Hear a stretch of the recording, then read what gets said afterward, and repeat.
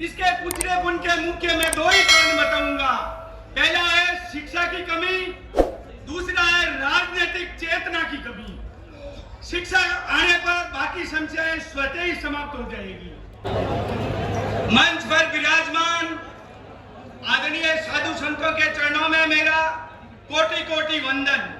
सम्मानित मंच, विभिन्न गांवों से पधारे हुए विशिष्ट जनों, खुदी को कर बुलंद इतना, खुदी को कर बुलंद इतना कि हर तकदीर से पहले खुदा बंदे से खुद पूछे, बता तेरी रजा क्या है। रंग बिरंगी धरती का धनी, शौर्य और वीरता का इतिहास लिए एक कठोर तपस्वी की जिंदगी जीने वाला ये रेबारी समाज की आज क्या स्थिति है हम सब अच्छी तरह से जानते हैं। इसके कुचलेपन के मुख्य मैं दो ही कारण बताऊंगा। पहला है शिक्षा की कमी, दूसरा है राजनीतिक चेतना की कमी। शिक्षा आने पर बाकी समस्याएं स्वतः ही समाप्त हो जाएगी। यदि समाज का हर चिंतनशील व्यक्ति, समाज का हर जागरूक व्यक्ति इन समस्याओं के बारे में सोचे, इन समस्याओं से छुटकारा पाने के लिए योजनाबद्ध तरीके से कोई चरण सुझाए तो निश्चय इस रेबारी समाज का उद्धार हो सकता है। इस समाज में कोई कृष्ण जो इस दुखी सुधवा स्वरूप समाज को आसरा दे, इसके दुखों का सहभागी बने। है कोई गुरु द्रोणाचार्य इस समाज में जो ये विकास की राह से भटके हुए समाज को विकास की राह बताए। मेरी बात ये मन की पीड़ा को व्यक्त करती है। पीड़ा इसलिए हो रही है कि सदियों से पिसता आ रहा ये समाज, गोपाल समाज आज उपवास का पात्र बन गया है। इतिहास इस बात का गवाह है, जो कभी सबल था वो आज निर्बल बन गया है। जिस समाज में कभी घनाभाव नहीं था, आज उस समाज में अनाभाव आ गया है। मैं आपसे एक ही निवेदन करता हूं, इन समस्याओं का क्या कारण है।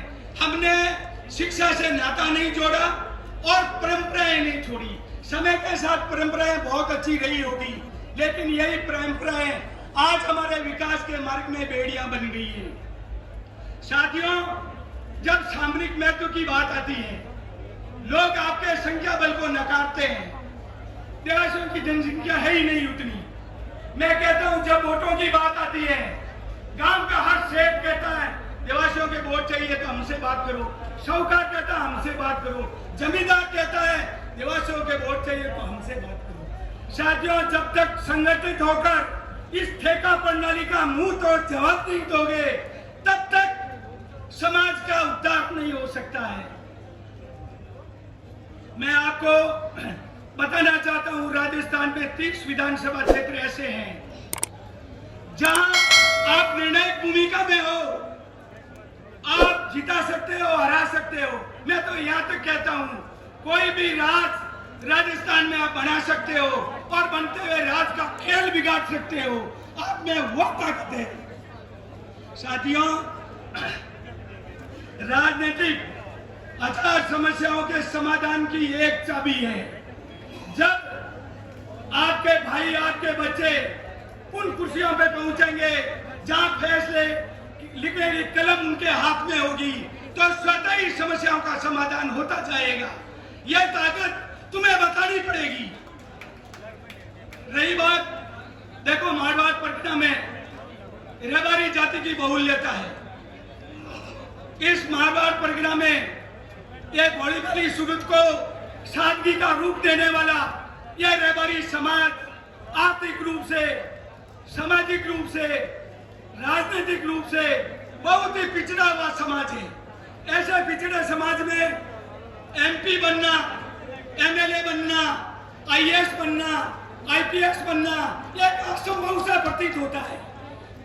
लेकिन हमारे भाई और गुजरात के भाई इन पदों पर पहुंचकर यह सिद्ध कर दिया कि योग्यता किसी भी जाति के बंधन में बंधित नहीं है।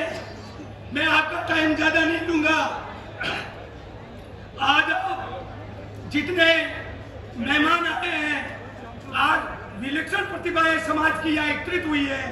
इससे समाज में नई चेतना का संचार होगा। नए सूर्य उदय होगा, यह मेरा विश्वास है। जो बात मैनिफेस्टो में कही थी आर्थिक विसंगतियों का, उससे तात्पर्य है जातिगत जनगणना और ओबीसी का वर्गीकरण, उसमें एमपीसी का प्रतिनिधित्व बढ़ाना।